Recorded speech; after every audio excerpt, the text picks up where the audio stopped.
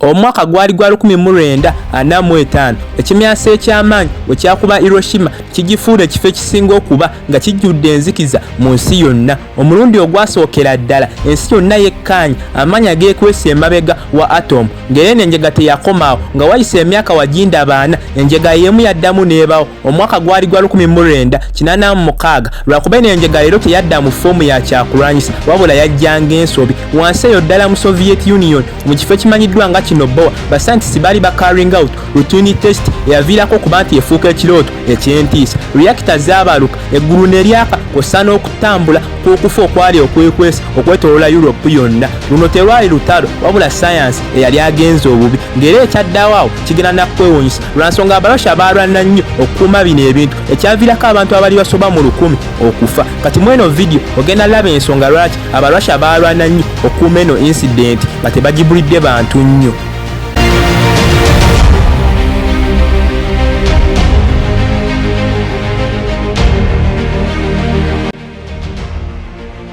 Kati ekiro kya April nga 26 1986 tekigenda kwerabirwa kuba bakizannyamu ne firimu lwa nsonga kyekiro Chernobyl Nuclear Power Reactor mwe yabalukira. Kati njagala nsooka enkulage bino byonna ebintu byatandika bitya. Byatandika nga World War yakaggwa nga Russia etandise okula mu tekinologi ekyagiviirako okuzimba power plants nnyingi esobole okukola amasannyalaze, ng'era yazimba power plant yali kilometers 10 okuva mu kibuga ekimanyiddwa nga Chernobyl, ng'era eno power plant yalina reactor 4 nga buli reactor esobola okufulumya amasannyalaze agaweza megawatts 10 mu lunaku lumu. Kati kwekyo ekiro abakozi baakakibwa okusigala ng'otulo tubaluma ba carrying out experiment, ng'eno experiment baali baagala lab oba bayinza okukakanya reactor ng'ebugumye ng'amasannyalaze gavuddeko. Kati mu kukola eno experiment baviolating amateeka gonna ekyaviirako okuba nti power surges ennya we zaatuukawo reactor yajjula pressure n'ebaluka, ng'era force yava ku reactor ng'ebaluse yamenyamenya ekizimbe kw'ossa n'okukijjako amabaati ekyaviirako radioactive element okuva mu kkowa kugenda okusaasaanya mu atmosphere yonna ekyaviirako n'eggulu okwaka ekitangaala ekya bbulu, ng'era abanoonyereza balaga nti n'abantu babiri baafiirawo ku ssiini ng'ate abalala bagamba abantu baatuuka ne mu 5 abaafiirawo nga power plant eno emaze okubaluka. Bo ba firefighters we badduka nga bajja okuzikiza omuliro nga balowooza just gwe gwali gukutte nabo tebaalutonda, ng'era abasinga babaddizangayo mu ddwaliro nga bafudde nti radioactive element yali esaasaanye yali y'amaanyi nnyo. Kyokka nno ekyewuunyisa Russia yalwana nnyo kukwekereza bino ebintu, ng'era waite essaawa 36 nga teri muntu n'omu gwe balabudde bulabe bwali butuusewo. After all bali bakoze enjega eyeefaananyizibwawo eyatuuka mu Hiroshima ng'era yali y'amaanyi nnyo ekyaviirako okuba nti bakweka bino ebintu abantu abasoba mu 1000 ne bafa. Kati era ebbanga eryaddakawo mu Sweden baali bakozesa gaga count okupima radioactive substances ezaali mu atmosphere, bagenda okulaba nga level zaazo zirinnya ekyaviirako okuba nti Russia eri tekyayinza kukuuma bino bintu, era neevaayo neeyogera enjega eyali etuuseewo ng'era yajyogera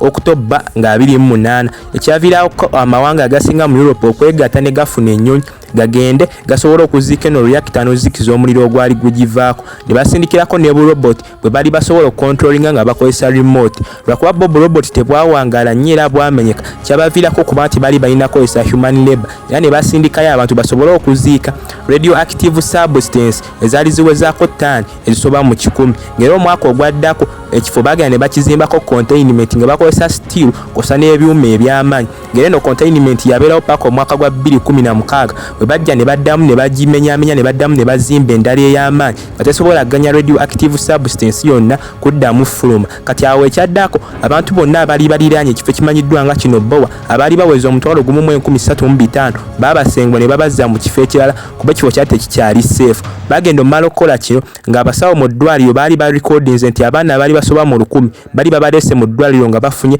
thyroid cancer nga lyava ku radioactive substances ezaali zivudde ku reactor ng'emaze obbaluka, ng'ate bo abantu abaali basoba mu 2,000 baali bamaze okufa, era nabo ekyali kibase yali radioactive substances ezaava ku reactor ng'ebaluse. Gavumenti ya Russia yayonoona obukadde 235 obwa dola okusobola okucontaininga eno damage, ng'era ettaka erisinga mu Belarus lyayonooneka, ng'era y'ensonga ey'amaanyi lwaki Soviet Union yagwa nevaamu amawanga nga bwolaba Ukraine n'amalala ne geeyawula. Kati leero mu Chernobyl kye kifo ekyayawula ku map kuba teri ne muntu n'omu abeerayo, ng'era abantu abagende baba ba scientist okukebera ku radioactive substances oba zigenda zikendera ng'era bateebereza myaka 20,000 kifo kijja kuddamu kibeere safe babeere nga basobola okuddamu babeerewo.